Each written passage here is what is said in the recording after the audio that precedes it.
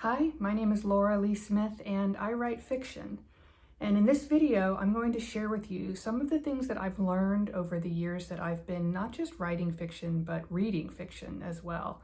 I think it would be true to say that readers and writers are two sides of the same coin. The writers that I have met are definitely readers, but the readers that I have met, many of them are also writers at heart as well and are interested in the craft of storytelling. So while I will be talking a lot about writing, I think the focus primarily of this video is storytelling. And it's for readers as well, for anybody who is interested in the craft of storytelling. So I'll talk a little bit about some of the things that I've learned. When I go to writers' conferences, readers' conferences, festivals, book festivals, I'm often asked three questions. Where do you get your stories? What is your writing process? And how do you get published? So I'll do what I can to answer those three questions. I will also share with you a few exercises that you might want to experiment with if you are interested in trying your hand at storytelling. If you're already a writer, but you're looking for some ways to kind of bring some spark to your characters, get them moving. I'm all about getting characters moving, which we will talk about shortly. So I'll share with you a couple exercises along those lines. So thank you for watching and let's get started. So I've come to understand that certainly while inside every writer there's a reader, as I mentioned in the introduction, because there's no way you can be an effective storyteller if you're not pretty obsessive about reading. It's also true that inside many, many readers, there is a writer waiting to emerge, a storyteller waiting to emerge. So this video, as I said, is for both readers and writers. We are two sides of the same coin. Whether you're in the business of putting stories on the page or ingesting stories from the page, we're in the same boat. We're obsessed with stories. We're preoccupied with watching characters get themselves into trouble and then watching them try to wiggle their way out. This is nothing new. Storytelling is the thread that binds us together as humans. You meet a friend you haven't seen for a while, for example, and the first thing you do is fall into telling stories about your shared acquaintances, right? We tell children stories to help them fall asleep at night. We use stories to inform our religious beliefs and cultural traditions and even public policy. We read short stories for the same reasons that we sit around and tell each other what happened to us on the way home from work, or while we were at the beach, or what happened to our great Aunt Josie after she dumped her husband and got a job at the chemical plant. We tell stories. We need to know about people. We talk about people. We want to get all up in each other's business and tell stories about each other. We are a species, in fact, completely addicted to story. It's an incredible shared cosmic energy that's out there for the taking. Writers can tap into that energy and use it to create something compelling and illuminating and hopefully beautiful. At the beginning of this video, I said that I write fiction, but really I think I should have said that I live fiction because I'm pretty much obsessed with it. When I'm not writing it, I'm reading it, or I'm thinking about it, or I'm planning for it in some way, shape, or form. I developed a habit very early in my life of making up stories in my head. Maybe a lot of you can relate to this. I'm sure we all do it to one extent or another. I do it pretty much constantly. In fact, it can be a distraction sometimes from my real life, and sometimes I have to struggle to stay in the moment of my own daily life because the stories are always there. Even when the writing is not coming easily to me, and even when the words are not hitting the page as regularly as I wish they were, the stories are always there in my head. The characters are always there in my head. Sometimes the writing down of these stories comes more smoothly than other times. Sometimes, to be completely honest with you, it is pure torture. But at the end of the day, and I've heard other writers share this same sentiment, I feel better when I go to bed if I have written than if I haven't written, which is pretty much why I do it. Tom Wolfe said what's called writer's block is most often just ordinary fear. And I once went to a writer's conference where I heard the great writer Dennis Lehane speak about writing, and he called writing nothing more really than fear management. And I think that's so true. We have to manage our insecurities. We have to manage our low self-confidence, our low energy, whatever it is that's preventing us from getting to the page. But ultimately, when we get there, the writing itself becomes the reward. The writer John Dufresne, who I really love his work, and he's a great friend and mentor to me, he always says, writing is easy. Not writing is hard. When you've got those characters and those scenes inside of you that are waiting to get out, it's the not writing that tortures you at night. So go ahead and get to the page and see what you've got. You know, you've got nothing to lose except the dissatisfaction of not having done it. So give it a shot. All right. So how do we write a story? As I said, I'm often asked at festivals or writers' conferences or classes, where do you get your ideas? How do you write a story? How do you write a story that perhaps will even one day evolve into a novel? That can be very intimidating for a lot of writers. But let me tell you a few things that have helped me get my stories out of the gate, and perhaps they will be useful to you as well. There really are just two hard, fast rules, I think, when you are first beginning a story. And those are create a compelling character. So don't worry about plot, don't worry about theme, don't worry about what's going to happen. Just worry for the beginning part of this process about who it's going to happen to. So number one, create a compelling character. Find a compelling character. You don't even necessarily have to create this character. You may find him or her. She may already exist, and we will talk for a few minutes, in a few minutes, about how you're going to locate that character, how you're going to bring him or her back up from your memory. So start with a compelling character, number one. Number two, keep that character busy. We will talk more about this at length later in the video, and I'll give you some exercises. But really, those are the two biggest things to get out of the gate. Start with a compelling character, keep your character busy, get him or her into motion, and then that character will begin to emerge. His or her desires will begin to emerge and develop, and your story will be off to the races. Keep those two things in mind. They're very important. So begin with character. And again, whether you're a reader or a writer, you might be interested in understanding the mechanism of how a story works. And I can tell you from my own experience as both a reader and a writer, that the most compelling stories, the best stories, always start with a character who is in trouble. Happy people are not interesting, right? We don't gossip about happy people who are living peaceful lives. We gossip about people who are in trouble because we want to know how they're going to get themselves out of trouble. We learn from each other's conflicts. This goes way, way back. Aristotle called it complication and unraveling.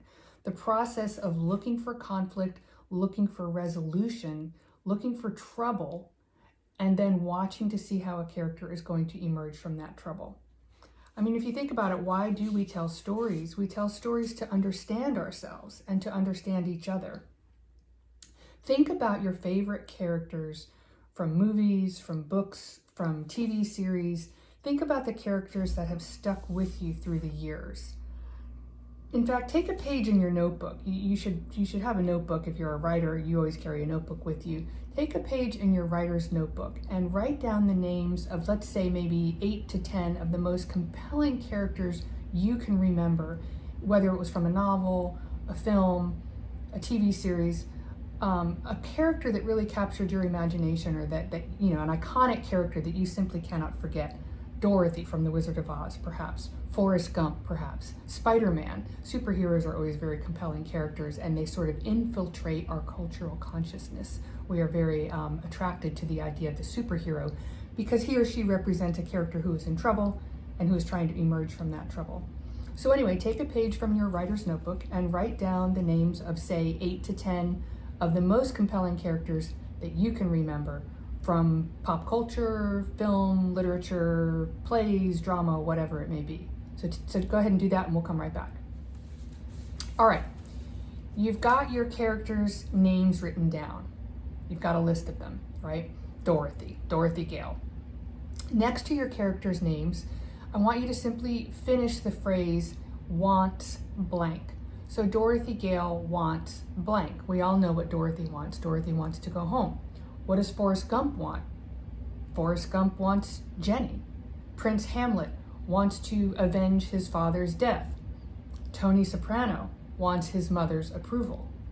Harry Potter wants a family. What do your characters want? Simply finish that phrase in your notebook and see what you've come up with. All right, so your job as a writer is to come up with a character and give him or her a very compelling desire. Start with a physical want. You can worry about the thematic, subconscious, desires later on down the road, but let's just start with a very physical task, something that your character needs to get busy doing. Dorothy has to find her way home, so she's going to get busy doing that immediately.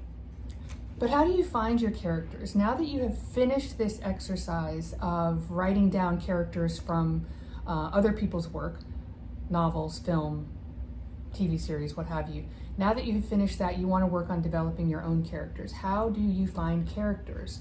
Well, you pay attention, you listen, and you take notes. For example, I had these notes written in my notebook, and I thought that they were so compelling, I keep coming back to them. I met a lady once at a party named Lorraine. She carried her own bottle of wine from room to room. She told me about her dog, a teacup poodle named Precious. He's butterscotch in color. He weighs 6 pounds. Lorraine has the bluest eyes I've ever seen, and I want to ask her if they are colored contacts, but I don't dare. She's wearing a shell-colored coral bracelet. She tells me she once had a brain aneurysm and stayed in the fetal position for a year. Then she woke up, divorced her husband, and moved to Florida. Lorraine tells me that Precious, the teacup poodle, is out of control. And in fact, he's been that way since the divorce. These are just little character details that I wrote down in my notebook when I met somebody at a party. But boom, I've got a character now. I've got a jumping off point and a way into a story. Where I take it next is going to be completely up to me. In a lot of ways, writing is mind farming. Bruce Springsteen said that. He said that we mine the imagination and we mine our memories to come up with stories. And I think that's really very true. I'm going to give you an exercise now in mind mining, looking for ways to excavate your mind, your memory, your imagination to come up with a story, to come up with a character that you can place into that story. So here we go. You've got your notebook. Make a list of every person that you knew when you were in high school. Every person. I know this sounds crazy, but just start brainstorming. Just start coming up with a list of every person that you can remember interacting with when you were in high school. Start with the obvious people, your family members, people in your household, mom, dad, brothers, sisters. Keep going until you have filled an entire page with people's names. If you can't remember somebody's name, just write that guy that sat behind me in algebra class. Don't list anything about this person yet, just their name. Okay, now go back and choose one of the people on that list that you have lost touch with. So now you have sort of the specter of a person, but you've lost touch with that person. You don't know where he or she is at this point in the world. But here's where your writer's brain begins to take over, and you can begin to have some fun with this character. Where is he or she now? What does this person do for a living? Does she have a family, a house? What does she watch on TV? What does she read? What does she eat?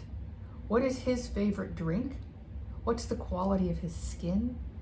Does he exercise? Who did he vote for in the recent election?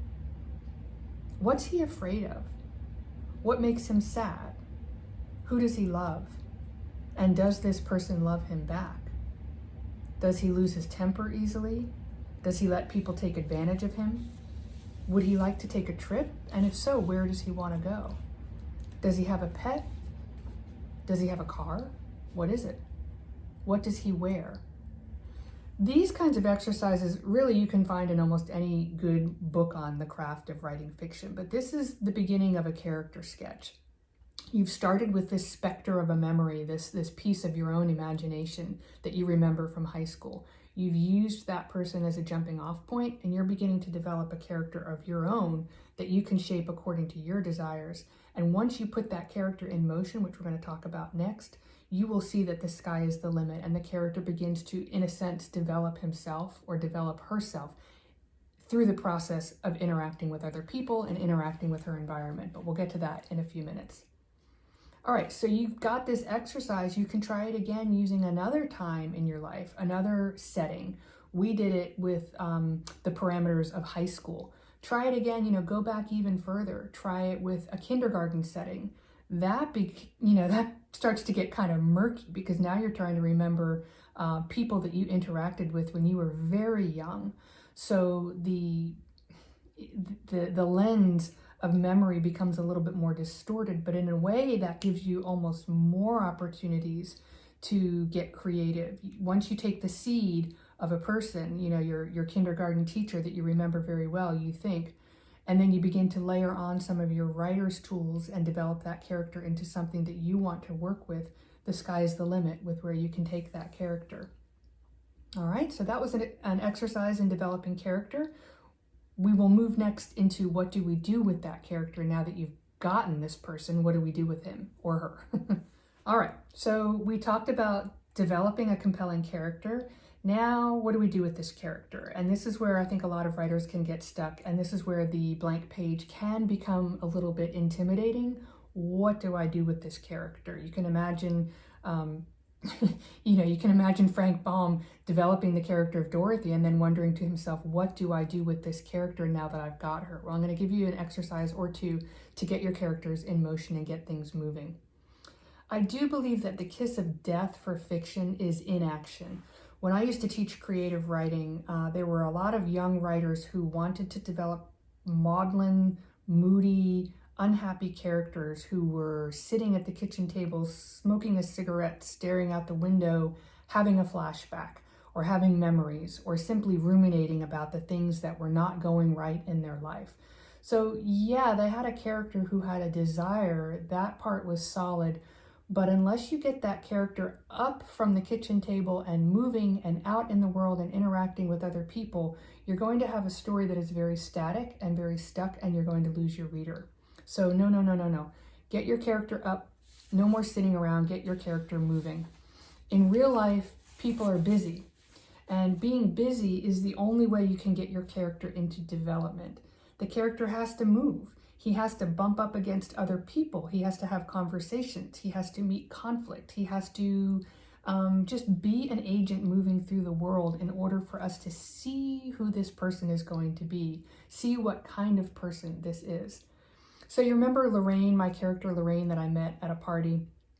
So when I met her, I picked up on certain details, and I remember writing them down in my notebook, like the little teacup poodle who's out of control.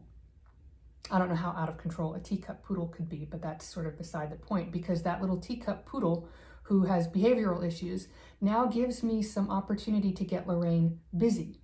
They give me cues for developing a scene. So now Lorraine has to take Precious to obedience training, and who's she going to meet there? And what's going to happen to her in the car on the way to the obedience training class? And then what happens? And who is she going to meet when she leaves obedience training? And then what happens? So you got to get these people moving is what I'm trying to say. Don't let Lorraine just sit there and be unhappy with her poodle who is out of control. Get her out in the world, give her an opportunity to engage with other folks and see what happens. In fact, I like to write stories set at workplaces. Both of my novels have settings that are focused in the workplace, because there's always an opportunity for interaction when people are working. And it gives them something to do with their hands, something to do with their bodies, a way to move in and through a scene that avoids the pitfall of falling into static inaction. So keep your characters moving. It's so important. All right, how do you get your characters moving? Well, I've got a little cheat sheet I'm going to share with you. I keep a document on my desktop, on my computer, and it's basically called Shit That Happens. And it's just a running list of things that can happen to a character. I continually build on this list. I continually add to it as things happen to me in my life, or as I witness things happening to people that I know. These are just little seeds of action that I can feed to a character. So for example, let's take my character Lorraine, and let's give her some stuff that could happen to her in order to give her catalysts for movement, catalysts for character development. So let's say one day Lorraine gets a phone call. I'm sharing with you now from my list of things that happen. Lorraine gets a phone call, or Lorraine feels a cold coming on, or Lorraine accidentally runs over a squirrel one day, or Lorraine throws her back out. She gets a call from the bank saying her account is overdrawn. She sees an old boyfriend at the library. She finds a wallet. She misses a flight. She gets a speeding ticket. She sees an old woman fall at the grocery store. She sees a mother beating her child. She drops her car keys into a grating. She sets off a fire alarm. She falls asleep in a public place. She's wrongly accused of shoplifting. She's laid off. She finds an odd lump in her neck. Now, of course, I'm not suggesting that all of these things happen to Lorraine in the course of a story. I'm simply compiling a list of things that I can use as a catalyst to give to Lorraine if I find her being static at any point, if I find her falling into inaction.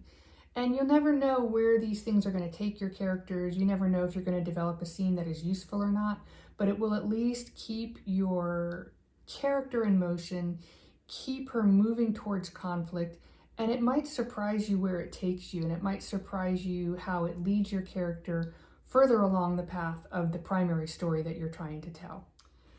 All right, I've shared with you a little bit about the writing process, a little bit about my writing process, where I get ideas from, how to get characters into development, how to get characters into motion.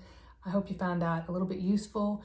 And now I'm going to tell you a little bit about my path to publishing. You might find it interesting to know how one writer kind of maneuvered through what can be a very intimidating process of publishing and writing. So let me share with you a few notes. I've actually written an essay that I'll try not to just read it off the page, but this might be the best and most effective way for me to share with you the process of how I became a published author. In his essay, A Late Start in Mississippi, the late great writer Larry Brown recounted a very sluggish beginning to his own writing career. I've only been writing for about 12 years, Brown, who was then 41, wrote. I didn't start until I was 29. I figure most people who start writing start a lot younger than that. Most people who want to make something out of their lives probably take control a lot earlier than that. And I do know what he meant in those ruminations. Though I've been a business writer for most of my career, until I was in my mid-30s, I lacked the self-discipline and the self-confidence to really get serious about writing fiction. I don't know why it took me so long to start writing fiction, but in some ways, I'm kind of glad that I started late. I was a born reader, as I've talked about earlier in this video. I was one of those kids who learned to read early, and I kept at it with an antisocial obsessiveness that kept me from having to mix much with the rest of the world. I was a little weird, in fact. I was very shy, very withdrawn, with a thumb-sucking habit that persisted long after the rest of the thumb-suckers were out of diapers and on their way to kindergarten. My parents were concerned, and I was painfully self-conscious. So it was easier for me to sit alone, out of sight of my critics, and read. High school was easy. I could write the required essays in my sleep, and I tore through the reading list with no problem. I went to college, read like mad, and earned 2 English degrees, but I still never took a fiction workshop. I got married, and I taught college composition for a little while. I did co-write a middle grade biography of the author Marjorie Kinnan Rawlings with my mother, and the book was published, and it did pretty well in school library markets. But the success of that book was very gratifying. My mom and I were both sort of shy about promoting it, and the book kind of just didn't, I don't think, get the traction that it probably ever deserved. So eventually it kind of moved into a bright but very quiet spot in our shared history. I kept teaching. I started writing for newspapers and magazines. And then I stumbled into the world of advertising and marketing, where the pay was better and the culture was smart, fast, dynamic. I've been ad writing, marketing writing ever since. The ad world is competitive, and in fact, it can be cruel. But it made me a realist and a producer, and for this, I am very grateful. It is a world with no tolerance for crybabies.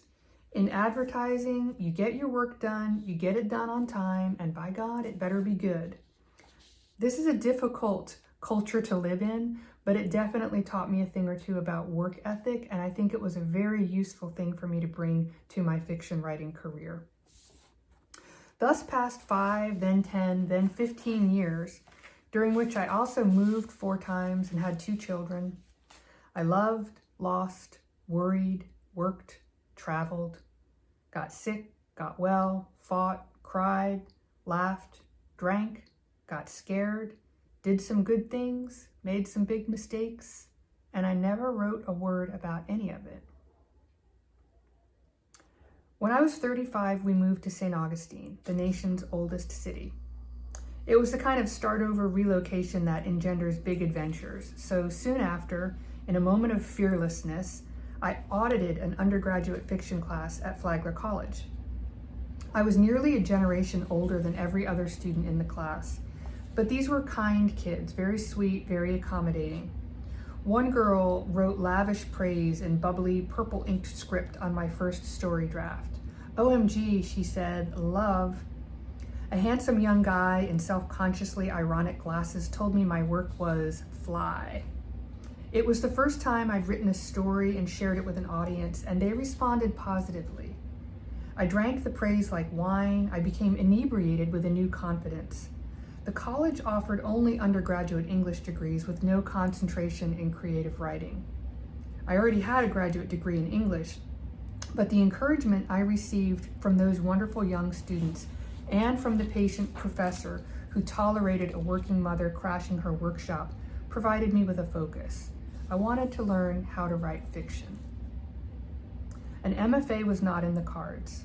I was pushing 40 with a husband, a job, a mortgage payment, and 2 kids in elementary school. I scrutinized the MFA ads in writers' magazines, but ultimately ruled out even the low residency programs. I just didn't have the time or the money. My early confidence waned, and I started to wrestle a growing conviction that I had missed an important opportunity, that the train of my creative writing career had left the station long ago, and I wasn't on it. This level of worrying went on for years. But the funny thing is that in the midst of all this worrying about how I was going to learn how to write, I kept writing. I wrote a full-length young adult treasure hunting novel set in South Central Florida, complete with a Hurston-esque hurricane trope and an insanely complex plot. I wrote a flotilla of young girl coming-of-age stories in which the protagonist eventually comes to, I thought, breathtakingly subtle epiphanies about life, love, and the frailty of the human condition. These were cryptic tales indeed, but I kept writing them and I kept reading. Onward marched the years. I wrote like a fiend, getting up every morning between 4 and 5 before my day job and my family life. I began submitting stories and began amassing a fat folder of rejections. I read, and eventually, with daily practice and the influence of an obsessive personality, I made progress. My fiction improved. My stories took on a leaner, more conditioned physique, free of some of the baby fat that slowed my early efforts.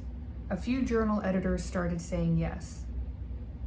Once I went to a local writers' conference and I listened to a novelist describe a very interesting strategy. Unable to afford an MFA, he committed to learning by attending as many writers' conferences as he could afford. I took the cue. I hoarded small bits of money and negotiated a few weekends a year away from my family so that I could attend conferences. This was a very smart move, as it turned out. At some of these conferences, I've met friends and mentors who provided encouragement and who also introduced me to the vibrant contemporary culture of writing and publishing, which was a world that I never even knew existed. The next few years, while not without hiccups, rejections, and wrong turns, brought true miracles, opportunities I'd never dreamed of, which started with publication in small literary magazines and ended with 2 novels published by Grove Press. This was a dream that I never could have imagined when I first started. All right, now here's the thing. I wouldn't trade places with a younger writer, even though it took me a while to come to this game and it took me a while to become a published author. I wouldn't trade places with a younger writer. There was a time when I felt an encroaching panic about not having gotten serious about my writing career until I was a little bit older. Because after all, many of the contemporary writers that I most admired were sprightly 20 and 30-somethings who spent their time hobnobbing, or so I believed, with the literary elite in some Brooklyn walk-up, while I'd been in North Florida idling the minivan in the parent pickup line and writing website copy for paver manufacturers.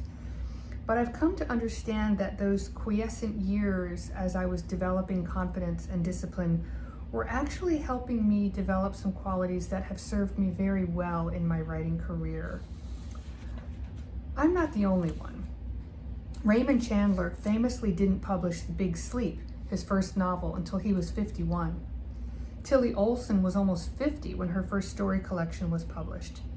Even some of today's biggest names in publishing were in their early 40s before their first books were published. Think about two recent Pulitzer winners who both had their debuts at age 42. Paul Harding with Tinkers and Elizabeth Strout with Amy and Isabel. And although I look with wonder at the taut, beautiful faces of the luminary young writers who have succeeded at an early age, I know that I've also won some advantages just by virtue of tenacity. For one thing, being a midlife writer gives me a lead in patience, which is very important. With both of my novels, more than 2 years elapsed from the day my publisher acquired the manuscript and the moment the finished books hit the shelves. Add to this the time it took to actually write the manuscript, and the result is a glacially paced production that would have frustrated me in my impetuous 20s and early 30s. I once had a student, an undergraduate, who wanted to be a novelist. He was young, around 20, and he was as falsely confident in his own genius as only a kid raised in the generation of helicopter parenting can be. At the beginning of the semester, he announced his plans to write a novel. A few weeks later, he marched into class on a Tuesday morning and announced the draft was finished. I gaped at him. "I wasn't doing anything this weekend," he said, "so I went ahead and finished it." "A first draft," I said. "Now you start rewrites." "Oh, no," he said, "I'm finished.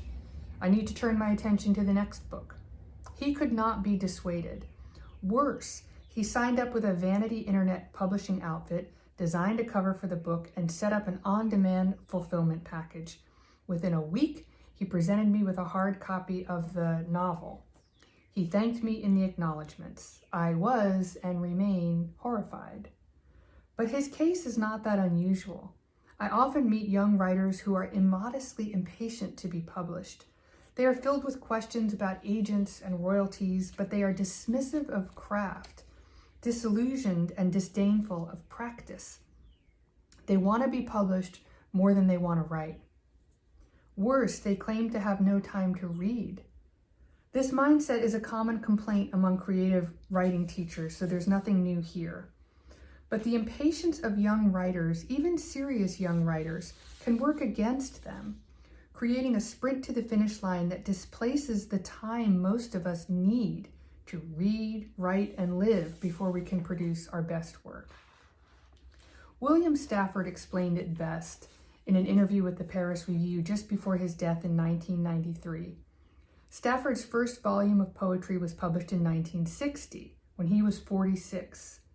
Asked about this delay, Stafford held fast to the notion that it had, in fact, helped him. You are ambitious when you start, and if you have a whiff of success, you try to rush things. For publication's sake, you try to rush it all the more, Stafford said. Then the ordinary slumps in popularity and intervals when you're not publishing become overwhelming simply because you haven't gotten used to doing what you have to do as a writer. Write day in, day out, no matter what happens. In my case, I moved very slowly because I was afraid to try. But the passage of years has made me afraid not to try. It's a position I feel of greater strength. It sparks a momentum and a passion that astonishes me every day. All right, thank you very much for watching, and thank you, Richard Garty, for this opportunity to participate in the Sunshine State Book Festival. I sure hope we can get together next year in person for a live festival. We'll keep our fingers crossed about that. I do have a shorter video in which I talk a little bit about my own two novels, Heart of Palm and The Ice House. Feel free to follow the links and you can check out that shorter video. And in the meantime, I just want to say thank you very much again for watching. Hope everyone is doing well, and we'll see you next year. Take care.